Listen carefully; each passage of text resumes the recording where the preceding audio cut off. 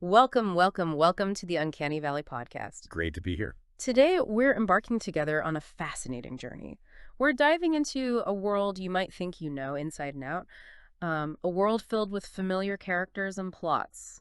The timeless Grimm's fairy tales. Ah, yes, the classics. Exactly.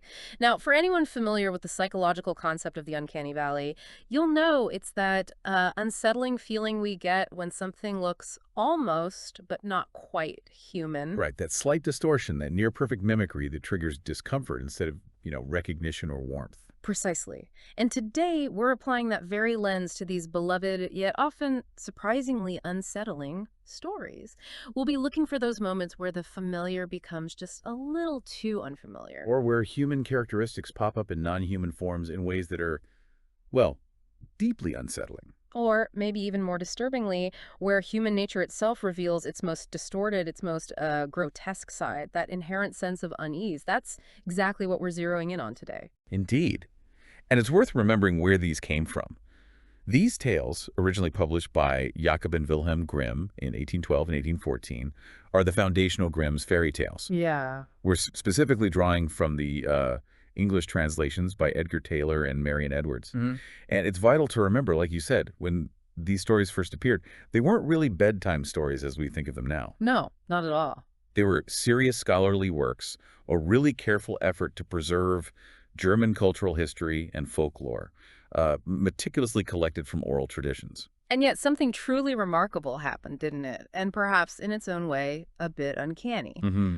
By 1823, these same scholarly collections, maybe because of their raw narrative power and captivating characters, they quickly found their way into the hands of young readers. Right, they sort of escaped the academic world. They transformed from academic texts into the very bedtime stories we often associate them with today. But as we explore, you'll quickly discover they are far more complex, far more psychologically rich than simple children's fables. Absolutely. Our mission here really is to help you uncover those aha moments, those surprising facts or interpretations that might make you rethink what you thought you knew about these beloved stories. What do they really tell us? Exactly. What do they truly tell us about the human experience and, crucially, about the unhuman or the almost human experience that defines the uncanny? So settle in, because we're about to embark on a truly weird, wonderful, and, well, wonderfully uncanny exploration of the Brothers Grimm. Let's do it. Okay, so as we dive deeper into these Grimm's tales, one of the first places I found the uncanny really manifesting strongly was through the animals, and even inanimate objects sometimes. Oh, definitely. What you might expect to be charming anthropomorphism, talking animals, it quickly shifts into something far more unsettling. Yeah, it goes beyond just charming. Right. These characters don't just talk or act, they embody human characteristics, desires, even fatal flaws in ways that are often deeply unsettling, precisely because they mirror our own complexities, but in these non-human forms. That's a powerful observation. And what's truly fascinating here is exactly how these characters, despite their non-human forms, reflect the very essence of human experience. Mm-hmm. The Grimms masterfully blur the lines between, say, the natural world and the realm of complex, often disturbing emotion and morality. They're almost human, but not quite. Not quite. Which creates that inherent sense of unease. Exactly, the uncanny. Yeah. It feels like a deliberate narrative choice, whether they fully intended that way or not, Using these familiar forms, animals, objects to explore very unfamiliar and sometimes uncomfortable truths about ourselves. Okay, let's unpack this with an example. How about the traveling musicians? Oh, a great one. Perfect starting point. It opens with a cast of characters who immediately resonate with a very human plight. An old ass, a dog, a cat, and a cock. Yeah, the gang's all here. And their predicament strikes an immediately familiar and deeply unsettling chord because it speaks to a pervasive human fear. The fear of obsolescence, of being useless. Right. They've all served their masters faithfully for years, but now they're growing old and every day more and more unfit for work. And their masters. Their reaction is chillingly pragmatic, utterly cold calculation. They're contemplating brutally putting an end to him for the ass. Just discarding him. Yeah, or they're tired of keeping him for the dog, or planning to turn the cock into soup. This immediate existential threat of being discarded, of being considered utterly useless and therefore expendable just because they're old, that feels profoundly human-like, doesn't it? It really does. It reflects those anxieties in societies where utility dictates worth. Yeah. where the elderly or the infirm can be seen as just a burden. Exactly. And this is where the uncanny truly begins to sort of assert itself. Despite being mere animals, fundamentally driven by instinct, they decide to defy this grim fate. They take their destiny into their own hands. Which is remarkable in itself. The ass, showing incredible agency and foresight, proposes, "I know a place where we can go. Let us go to Bremen. There we can be musicians." Yeah, a career change. It's not just a simple animal desire, is it? It's collective decision-making, it's pursuing a new career, a fresh start, a collective aspiration to literally make a living as musicians. That level of planning and social cooperation is profoundly anthropomorphic. It pushes them far beyond simple animalistic behavior. They've got foresight, aspiration, a collective will. It feels unnervingly human. Which sets the stage for that truly bizarre and visually uncanny climax.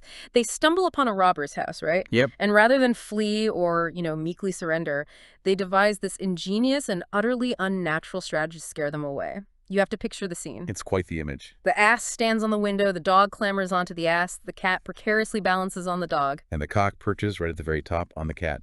This physical stack, illuminated maybe just by the faint glow of the robber's fire through the window. It creates this strange composite, almost monstrous form. It's grotesque. It's a familiar lineup of domestic animals, creatures you might see in any barnyard, but in a configuration that's anything but familiar or natural.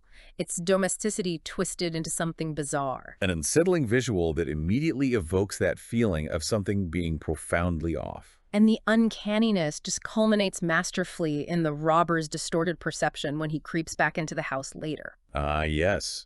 His report back to the captain. His terrified report is the very crux of the uncanny effect. He doesn't just see animals. His mind, warped by fear in the darkness, transforms them into supernatural terrors. Right, he claims a horrid witch, which is the cat, glowing eyes, scratching claws. Spat and scratched him. He describes a man with a knife in his hand. That's the dog, presumably biting him. Yeah, stabbing him. And a black monster. The ass kicking him. Struck him with a club, and chillingly, he believes the devil had sat upon the top of the house and cried out, "Throw the rascal up here." Which is just the cock crowing. Exactly. This sequence vividly shows how extreme human fear and a truly warped imagination can transform ordinary, albeit strangely stacked, animals into something far more monstrous and supernatural.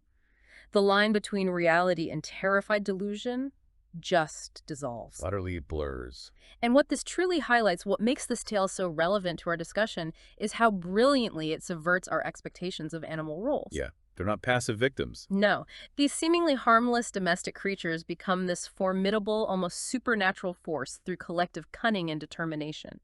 The humor in their unlikely success is underscored by the very real, very human-like terror of the robbers. Highlighting how easily extreme fear can distort reality and how the familiar can become truly grotesque.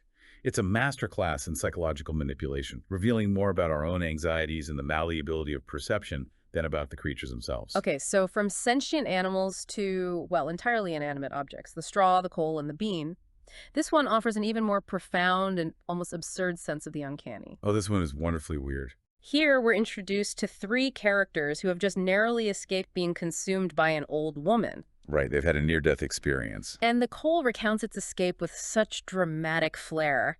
Fortunately, sprang out of the fire, and if I had not escaped by sheer force, my death would have been certain. Sheer force from a piece of coal. And the bean, equally animated, explains it.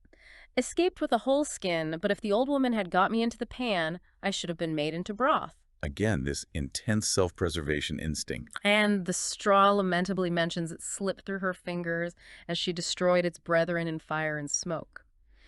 Their individual escapes are recounted with a vividness, a sense of shared trauma almost, that is utterly startling for mere objects. It really is. They sound like war veterans comparing notes. And then this is where it gets truly bizarre and profoundly human. After recounting their harrowing, almost existential escapes, they engage in a very human conversation about their future. Planning their next move. The bean, showing remarkable foresight and pragmatism, suggests, as we have so fortunately escaped death, we should keep together like good companions, and lest a new mischance should overtake us here, we should go away together and repair to a foreign country. A pact. A journey among a straw, a coal, and a bean.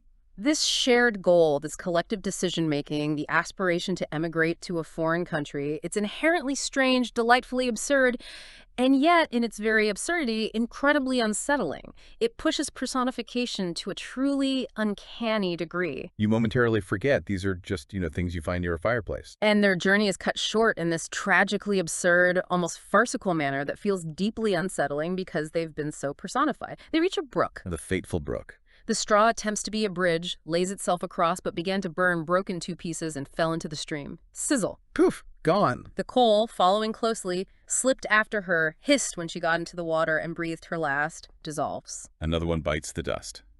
Or the water. But the most bizarre and darkly comical part is the bean, who, having prudently stayed behind, then could not but laugh at the event, was unable to stop and laughed so heartily that she burst. Burst from laughter. Yeah. An inanimate object dying of laughter. It's grimly hilarious, but also just deeply weird, like existential slapstick. It really is a dark commentary on fate rendered utterly surreal by the characters involved. Yet, amidst this tragicomic absurdity, there's that unexpected moment of redemption, right? That pulls us back a little. Yeah, luckily a traveling tailor with a compassionate heart happens upon the burst bean. A kindly tailor. And in a moment of pure, strange kindness, pulled out his needle and thread to sew her up, saving her. It's this whimsical intervention, a strange sort of resurrection. But it also just underscores the fragility of their existence and how arbitrary their fates are. The profound uncanniness of this tale lies in this meticulous personification. Their fears, their journey, their utterly bizarre deaths, and then the bean's resurrection. It's a dark, almost existential fable about fragility and fate, made surreal and unsettling precisely because the characters are, at their core, inanimate objects exhibiting complex emotions and vulnerabilities. It forces us to confront ideas of life and death, purpose and futility in the most unexpected and disorienting forms.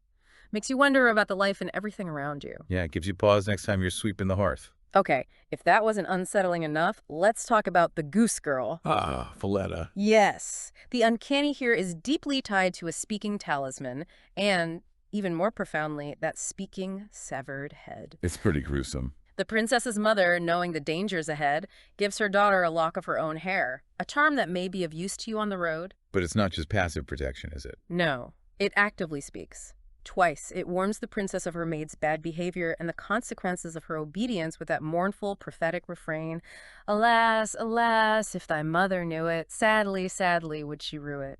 It's like this constant nagging magical conscience, highlighting her vulnerability and her mother's sort of unseen but ever-present grief and judgment. What follows is an act of brutal, calculated cruelty that just chills you to the bone. The treacherous maid, having usurped the princess's identity, Takes everything. orders the faithful horse Falada to be killed, and she specifies, with chilling lack of empathy, that his head be cut off and hung up over the dark gate. It's not just violence, it's deliberate silencing, trying to erase any reminder of the truth, asserting her power through this macabre display. It's shocking. But the uncanny, persistent voice of justice, the very embodiment of the suppressed truth, emerges from this macabre scene. Because the head keeps talking. Despite being severed and displayed, Falada's head continues to speak. Every morning and evening, the true princess, now a goose girl, speaks to Falada's head. "Falada, Falada, there thou hangest." And the head replies with its lament, that constant, unsettling echo. "Bride, bride, there thou gangest. Alas, alas, if thy mother knew it. Sadly, sadly would she rue it." This repeated public conversation with a dead, mounted animal head is a truly chilling image. A persistent, grotesque monument to injustice.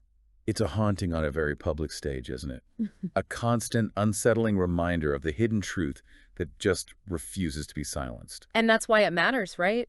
The tale's uncanniness is deeply tied to the talking, severed head of Falada. It's not just fantasy. No, it's a powerful, visceral symbol of suppressed truth and persistent suffering, made even more poignant and unsettling by its grotesque, reanimated form. The magic here isn't simply wondrous. It's a vehicle for a very specific, enduring type of haunting. Where the past quite literally speaks from beyond the grave, relentlessly crying out for justice. It forces us to confront the idea that truth, once witnessed, maybe can't be silenced, even by death and dismemberment. It speaks to that uncomfortable notion that some injustices linger, manifesting in unsettling ways until they're acknowledged. Okay, so far we've seen the Grimms imbue the non-human with strangely human qualities, creating that sense of unease. The almost human things. Right. But the uncanny valley isn't just about things that are almost human. It's also about when human nature itself becomes so exaggerated, so twisted, that it feels monstrous. Yeah, when our own behavior becomes uncanny. The tales reveal a chilling side of human desires, exposing what happens when our inner landscape becomes so distorted that it feels unrecognizable. It's when our own reflection in the mirror seems, well, grotesque. This raises an important question for us to ponder. What happens when ambition or vanity or jealousy consume a character to the point of utter self-destruction, or even cosmic disruption? Right. These stories often highlight how unchecked human traits can lead to grotesque transformations, not just of the self, but of the world around them, or even just how they perceive reality. It's a deep dive into the psychological horror that can emerge from within us. A mirror held up to our darkest impulses. Let's consider the fisherman and his wife. Ilzabil. A cautionary tale if ever there was one. The story immediately sets a stark scene, opening with the fisherman and his wife Ilzabil living in a pigsty close by the seaside. Humble beginnings doesn't quite cover it. Wretched, almost. This setting immediately establishes their deprivation. It's a starting point that suggests a certain level of discontent and maybe a deep-seated yearning for something, anything more. And that yearning rapidly escalates into truly insatiable and destructive greed. The very definition of uncanny desire, maybe. Yeah, because the fisherman, quite humbly and with a good heart, catches this enchanted prince, a talking fish, whom he immediately releases without asking for anything. Good deed. Should be the end of it. But his wife, Ilsabil, is never satisfied. Her desires escalate at a terrifying pace, from wanting a grand stone castle to being king, then emperor, and finally pope. Each wish prompted by her saying, with increasing impatience and disdain, I do not like living in, I will be. It's not just ambition, it's this relentless consuming hunger that knows absolutely no bounds, a spiraling dissatisfaction. Her final, most extreme demand pushes beyond any earthly power or station. She demands, I want to be lord of the sun and moon. Wow. That's not just power. It's divine, universal dominion, asserting human will over the cosmic order itself. It highlights the boundless and truly grotesque nature of her greed. A hubris that borders on blasphemy, trying to transcend the natural and supernatural order alike. A wish that just screams of ultimate, desperate control. And what's truly fascinating here, what contributes hugely to the uncanny effect, is how nature itself acts as a direct, visceral mirror to this escalating human distortion. The sea changes, right? With each successive, increasingly outrageous demand from Ilzabil, the sea around them dramatically changes appearance. It reflects the growing unnaturalness and inner turmoil created by her boundless desires. How does it change? It shifts from like sparkling waves to yellow and green, then blue and gloomy, morphing into a dark gray color, and was overspread with curling waves. Getting stormy. Then it becomes raging, and the sea was tossed up and down in boiling waves, and finally culminates in a dreadful storm arose, so that the trees and the very rocks shook, and all the heavens became black with stormy clouds, and the lightnings played and the thunders rolled, and you might have seen in the sea great black waves swelling up like mountains. Wow. The natural world literally transforms from calm beauty to this apocalyptic, grotesque chaos. A direct visual manifestation of her internal corruption. It's a terrifying echo chamber of her desires. And then the abrupt, uncanny reversal. The enchanted fish, seemingly just, done with her limitless, unholy demands, responds to her ultimate wish with chilling simplicity and absolute authority. Go home to your pigsty again. Bam, back to square one. This abrupt and total reversal of their fortunes immediately sends them back to their wretched origin to live, as the story says, to this very day. It's a jarring, almost cruel act of cosmic justice. A swift, disorienting return that leaves you with a powerful sense of comeuppance. What this truly highlights, what makes this tale so powerfully resonant, is its almost cosmic portrayal of the destructive nature of unchecked human ambition and greed. The sea's increasingly violent and grotesque appearance acts as that uncanny mirror to Ilzabil's spiraling desires, transforming the natural world into a direct, terrifying reflection of her inner distortion. And the crushing reversal, sending them back to square one, serves as a harsh, unsettling lesson about the limits of human power and desire, and the chilling futility of chasing endless material gain without regard for consequence. It's a profound fable about hubris. And the inevitable fall. Moving on to Catskin, this tale delves into deeply uncomfortable territory right from the start, creates an immediate sense of psychological uncanny. Yeah, this one has a really dark premise. It begins with a dying queen making her husband promise to marry only someone as beautiful as I am and who has golden hair like mine. Okay, maybe a bit strange, but But then, after her death, the king, unable to find anyone matching this description, comes to a horrifying realization: his own daughter does. oh dear. He then declares, "May I not marry my daughter? She's the very image of my dead wife. Unless I have her, I shall not find any bride upon the whole earth." This explicit, implied incestuous desire forms a deeply unsettling and morally abhorrent foundation for the narrative. Immediate and profound psychological horror. It's the familiar bond of father-daughter twisted into something monstrous that's deeply uncanny. What makes this particularly uncanny is the daughter's desperate transformative escape. To avoid this horrific fate, she resorts to extreme measures. She has to get creative and fast. She cunningly makes her father promise 3 impossible dresses woven from the sun, moon, and stars, and, crucially, a cloak made of all sorts of fur, which gives the story its name, Catskin. The impossible tasks. Classic folktale move. Once she obtains them, she hides her magical dresses in a nutshell, smears her face and hands with soot to hide her beauty, wraps herself in the repulsive catskin cloak, and flees into a vast dark wood, sleeping in a hollow tree. This act of self-debasement, transforming herself into something outwardly repulsive and animalistic, is a desperate and truly uncanny act of survival. A literal stripping away of her identity to save herself. And this leads to her uncanny double life. This constant tension between her hidden beauty and her repulsive disguise. Right. Discovered by the king's huntsman, she ends up back in a palace. Maybe even his palace, depending on the version, but as the lowest servant. Yeah, relegated to a scullion, subjected to abuse, even having boots and shoes thrown at my head. Yet you learn she secretly attends the king's balls. Shedding her catskin to reveal her dazzling beauty in one of her magical dresses, only to consistently return to her dirty disguised form before anyone can discover her. And she subtly, almost pleadingly, drops those symbolic items, a golden ring, a golden necklace, another golden ring, into the king's soup on successive nights. Like breadcrumbs. A persistent, silent attempt to reveal her true identity to the man who desires her but cannot see her. The king's blind pursuit of this uncanny, fleeting vision is the final unsettling element. He is completely enchanted by the beautiful, strange princess who appears and disappears at the balls. Utterly oblivious that it's his own disguised daughter. He's drawn to her uncanny beauty, which is both breathtakingly present and frustratingly ephemeral. A fleeting vision he can never quite grasp. Until he finds the third golden ring on her finger, the final piece of the puzzle linking the scullion to the princess. It highlights this profound psychological blindness to the truth. A pursuit of an ideal that is literally under his nose, but in a form he cannot recognize. A truly disturbing irony. And that's why Catskin matters so profoundly. This tale dives headfirst into some truly uncomfortable territory, doesn't it? Absolutely. Forbidden desire, identity, survival. And the extraordinary lengths you might have to go to escape an unbearable fate. The catskin itself is such a powerful, uncanny symbol of disguise, hiding one's true, radiant self beneath a repulsive, animalistic exterior. Only to emerge as something breathtaking and then retreating again. It highlights the psychological horror of the king's unspoken desire and the daughter's desperate transformative escape. Forces you to confront the masks we wear, literally and figuratively. Okay, let's shift gears a bit.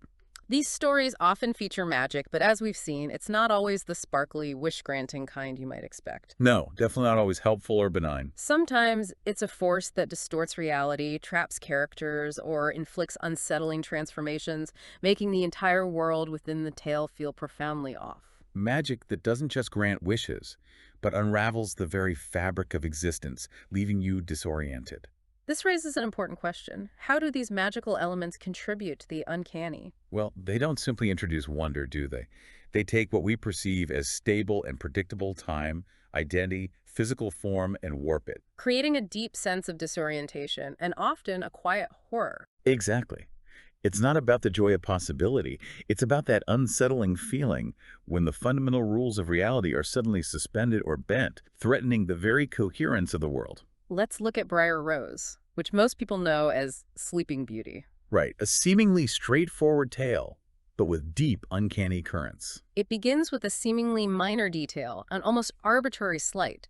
The king and queen invite 12 out of 13 fairies to their daughter's feast simply because they had only 12 golden dishes for them to eat out of. Just a catering issue, basically. But the seemingly innocuous omission, this slight oversight, leads directly to a major life-altering curse.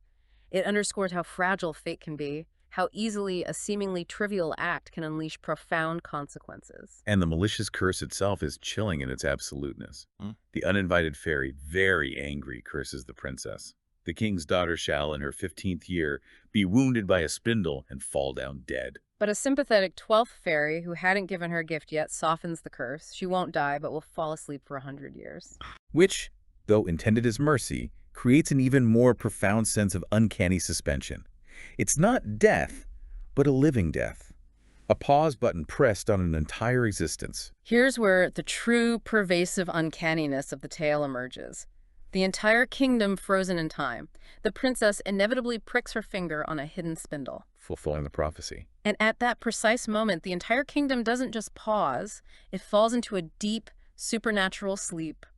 A stunning, hyperreal tableau of frozen life. The text details this meticulously, creating an incredibly vivid and unsettling image.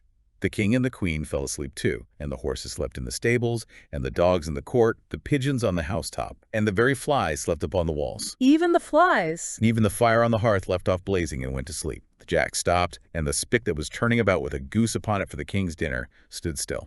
The whole scene just stops. Mid-action. And the cook, who was at that moment pulling the kitchen boy by the hair, let him go, and both fell asleep. The butler, who was slyly tasting the ale, fell asleep with the jug at his lips. And thus everything stood still and slept soundly. Imagine the dust motes frozen midair, the half-eaten meals, the expressions fixed on faces. It's an incredibly vivid, almost hyper-real description of suspended animation. Defying decay, defying the very flow of time. This eerie stasis persists for an astonishing 100 years. During this century, a large hedge of thorns soon grew around the palace, till at last the old palace was surrounded and hidden, shielding this unnatural phenomenon from the outside world. Like a time capsule. And a prince eventually penetrates this dense hedge, finding the entire court precisely as they were, caught mid-action. This perfectly preserved, static scene of life, where time has ceased its march yet no decay has occurred, is profoundly uncanny. It's a world paused, waiting. A single moment stretched out over a century. The lack of aging, the perfect preservation of movement in a world that should have crumbled. It utterly defies natural laws. It invokes a deep sense of unnaturalness. A reality that simply stopped, without explanation. And then, the abrupt, almost violent resumption of reality. With the prince's kiss, everything snaps back into motion instantly, as if not a second has passed. Like flipping a switch. The pigeons flew into the fields, the flies on the walls buzzed again, the fire in the kitchen blazed up, round went the jack, and round went the spit. The butler finished his draught of ale, the maid went on plucking the fowl, and the cook gave the boy the box on his ear. It's a sudden, almost jarring return to normalcy that, in its sheer speed and completeness, is as unsettling as the century of stasis itself. It makes you wonder about the very nature of time and its arbitrary power. The true uncanny genius of Briar Rose lies in its depiction of time not as a steady, reliable progression, but as this malleable, almost arbitrary force. The 100-year sleep is less a pause and more a complete suspension of reality. A chilling, static snapshot of life. The meticulous detail of absolutely everything stopping and then abruptly restarting creates a powerful sense of the uncanny, highlighting the fundamental fragility of perceived reality and the disruptive, almost terrifying power of magic. It forces us to confront the unsettling idea that our entire reality could simply pause, defying decay and logic, only to snap back into motion as if nothing happened. A chilling reminder of how fragile our perception of linear time truly is.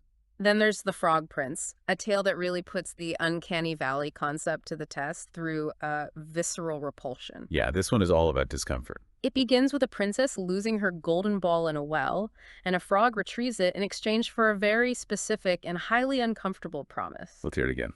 Let me be your companion and sit by you at table and eat out of your little golden plate and sleep upon your little bed. This promise of companionship, of intimate domesticity, with a non-human, an amphibian. It sets the stage for immediate and profound discomfort. You just know this isn't going to go smoothly. The princess's reaction to the frog, once he actually shows up at the palace door, is one of visceral, almost violent revulsion. She is sadly frightened and calls him a nasty frog. Her initial reaction is profound disgust and fear of this other creature, this slimy, cold amphibian demanding human-like intimacy. It's the immediate, strong aversion to something that looks animalistic but acts with human intention and makes human demands. Classic uncanny valley response. It crosses a line from charming talking animal to something truly repellent because of its insistence on human-level contact. The narrative then relentlessly forces proximity, and the frog's demands escalate, becoming increasingly intrusive and violating. Her father, the king, insists she honor her promise, reinforcing the frog's strange rights, which is also quite unsettling. The frog's physical demands become increasingly invasive. He came hopping to her, got upon the table, wanted to be taken on her bed, crept into her bed, and lay there. It highlights the uncomfortable, almost invasive nature of the frog's presence. He is constantly encroaching on her personal space, violating her sense of boundaries. All while stubbornly retaining his repulsive froggy form, making his human demands even more unsettling. But the turning point, and the most uncanny aspect of the transformation, is not a gentle kiss, is it? No, it's an act of primal rage. The frog asks the princess to throw him against the wall. Which is a weird request in itself. The princess, out of sheer rage and disgust at his persistent, intrusive presence, finally complies with a forceful, violent heave. It is this act of violence and revulsion, this unladylike outburst of anger, that breaks the spell. Transforming the frog into a handsome young prince. This isn't a gentle kiss of awakening, a soft transition into love. It's a forceful expulsion, an act of anger and rebellion that triggers magic. It suggests that transformation isn't always pretty or kind. Sometimes it requires a jarring, uncomfortable catalyst, a violent shedding of the uncanny form. And that's why it matters. The tale powerfully explores the uncanny valley through the princess's initial profound discomfort with the frog, a creature that looks and feels so other, yet demands to be treated as human. The violent act that triggers the transformation suggests that sometimes acceptance or true change requires a jarring, uncomfortable catalyst, rather than gentle grace or a magical kiss. It challenges our notions of what true love or acceptance entails, especially when confronted with something that initially repulses us. Forces you to consider the line between animal and human and the raw emotions that define our interactions. Okay, so what does this all mean for us? The Grimms, in their unvarnished portrayals, really didn't shy away from depicting life's harsh realities and the often uncomfortable paths to resolution. No sugarcoating here. They frequently force characters, and us, the readers, to stare down fear, injustice, and the sometimes arbitrary, brutal hand of fate. It's a raw, unflinching look at human nature and its consequences, stripped of comforting illusions. This delves into the primal human experience, doesn't it? The way these stories depict consequences, whether through an unrelenting pursuit of revenge or a chillingly detached confrontation with the macabre, Yes. it strips away many societal comforts and forces a reckoning with universal, unsettling truths. They show us a world where actions have definite, often brutal repercussions, and where fate can be both capricious and unyielding. Let's start with the story of the youth who went forth to learn what fear was. Ah, the boy who couldn't shudder. A fascinating psychological case study. The central character is a young man who, uncannily, knew not what it was to shudder. His father laments with a touch of exasperation, "He who wants to be a sickle must bend himself betimes," despairing that his son will never be good for anything if he lacks this fundamental human emotion. This profound, almost pathological lack of a fundamental human emotion, fear, is the core uncanny element of his character. He's human, but missing a crucial part of the human experience that defines so much of our existence. Which makes him the most unsettling element in the story, more than the ghosts he meets. Absolutely. His attempts to learn fear through the macabre are disturbingly casual, almost bordering on boredom. He actively seeks out situations specifically designed to evoke terror, yet remains utterly unmoved.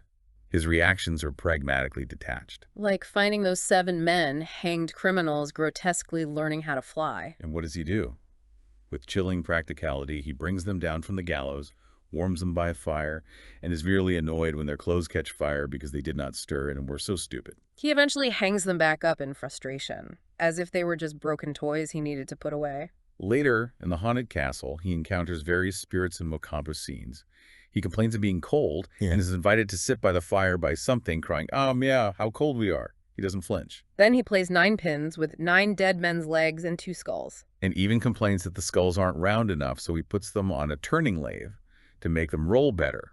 Imagine the eerie clacking sound of skulls being spun. It's incredibly morbid, but he's just focused on the mechanics of the game. He deals with half a body falling from the chimney, calmly finds the other half, reassembles it. Then a dead man, who gets warm in his bed, tries to strangle him. His response: he simply throws the corpse back in its coffin. His utter detachment from these horrors, his lack of any visceral reaction to the truly terrifying, is far more unsettling than the horrors themselves. It's his inhuman composure that truly makes him uncanny. It's his persistent failure, despite these increasingly grotesque and bizarre encounters, that makes the story so ironically profound. He repeatedly expresses his disappointment, a truly uncanny complaint. Right. No, how should I know? Those fellows up there did not open their mouths. Or, I have had a wonderful time if I did but know what it was to shudder. The grand irony, the ultimate twist, is that he only learns to shudder when, after marrying the king's daughter, she pours a bucket of cold water with gudgeons small fish over him while he is sleeping. That makes him shudder from head to foot. The mundane shock finally gets him. What this truly highlights, what makes this tale so deeply impactful, is that the uncanny lies squarely in the protagonist's profound emotional detachment from the horrific. His rational, almost bored reaction makes him more unsettling than the supernatural elements. The tale ironically concludes that true shuddering comes not from confronting ghoulish specters, but from the unexpected, mundane shocks of physical sensation and intimate human interaction. It's a powerful reminder that sometimes the greatest shocks, the most profound emotional responses, come from the ordinary, from the things we least expect. Highlights the limitations of intellectual understanding when it comes to raw, visceral emotion. Then there's The Dog and the Sparrow, a tale of almost biblical retribution, shockingly precise and utterly relentless. This one is grim. Real grim. It begins with a brief alliance and a brutal, cold catalyst.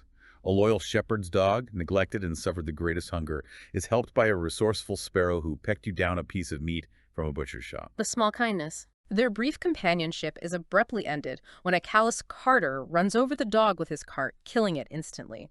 A quick, cold act of violence that sparks an entire narrative of escalating, terrifying revenge. The sparrow's reaction is immediate, chilling, and utterly unwavering. Sets the tone for an unrelenting vow of retribution.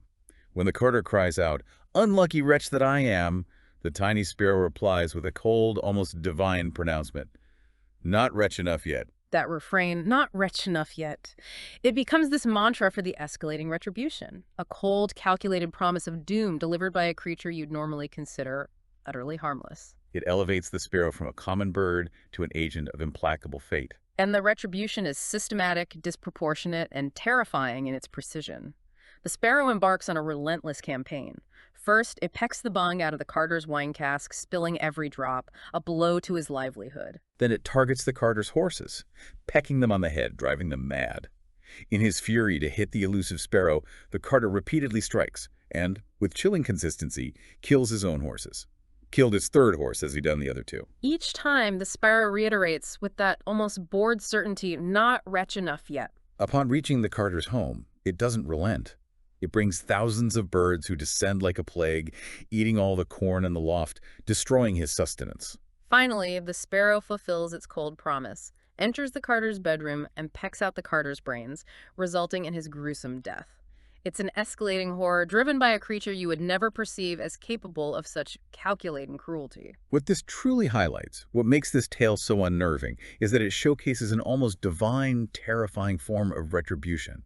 The sparrow, a seemingly insignificant creature, transforms into an unstoppable force of vengeance. Meticulously dismantling the carter's life and property before taking his life with shocking finality. The repeated cold taunt, "not wretch enough yet," delivered by the tiny bird, underscores the uncanny, disproportionate, and ultimately absolute nature of this justice. It's a stark reminder that cruelty, even if seemingly minor, can have its own terrifying and unexpected consequences. Manifesting in a way that feels utterly unnatural and relentlessly inescapable, it makes you question what unseen forces might be watching, waiting. Exactly. Gives you chills. Finally, let's unpack The Wolf and the Seven Little Kids. This tale immediately establishes a calculated deception that preys on innocence, a classic example of uncanny mimicry. The wolf trying to sound like Mama Goat. Right. The mother goat warns her kids about the wolf's rough voice and his black feet. The cunning wolf, determined to trick them, first swallowed a great piece of chalk to make his voice soft and mild, Resourceful, in a terrifying way. and then sought out a baker to knead some dough for him and rub his paw with it and put white flour over it to make it look like the mother goat's. This deliberate, calculated effort to mimic the familiar, to appear almost identical, but with malicious intent, is a classic uncanny valley tactic, designed to lure innocent victims by appearing just close enough to safe, but being fundamentally dangerous. What follows is grotesque consumption and, uncannily, a survival that defies all logic. The wolf successfully deceives and consumes 6 of the kids one after the other. But critically, they're swallowed whole, meaning they are still alive inside his belly, not digested.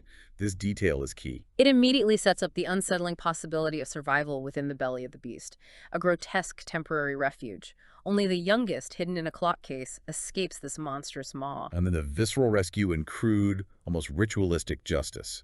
The mother goat finds her home in disarray, discovers the youngest, learns the horrifying truth. She finds the sleeping wolf, his belly grotesquely distended, and with grim determination, she cut open his body with scissors. And the kids sprang out, one after another, unharmed from their living tomb. This act, like a grotesque rebirth from the belly of the monster, is incredibly graphic and unsettling. But the justice doesn't stop there. The mother and children then fill the wolf's belly with great stones, sew him up, and push him into a well where he drowns. Meeting a brutal self-inflicted end. It's a raw, almost primal act of revenge and survival, with the victims actively participating in the execution of their tormentor.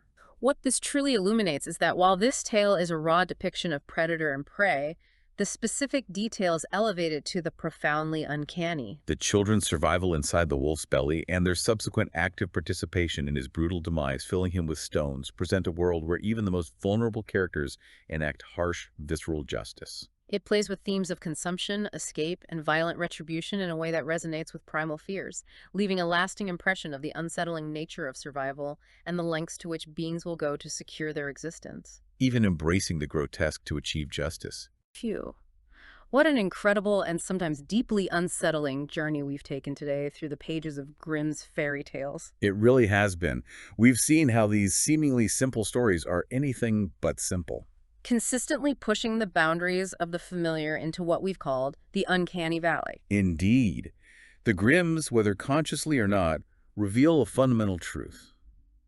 That the most profound insights often come when the line between human and non-human, reality and magic, comfort and terror, becomes blurred. They hold up a mirror to our deepest fears and desires, reflecting them back in distorted yet strangely familiar forms. From the absurd, tragicomic fate of the straw, coal, and bean, Dying from laughter or burning, to the chilling, singing head of Falada, persistently crying out for justice. and the horrifying systematic revenge of the sparrow, these tales remind us that even the most innocent-seeming narratives can conceal layers of complexity and profound psychological depth. They teach us that human ambition, like Ilzabil's, can lead to grotesque, even cosmic reversals.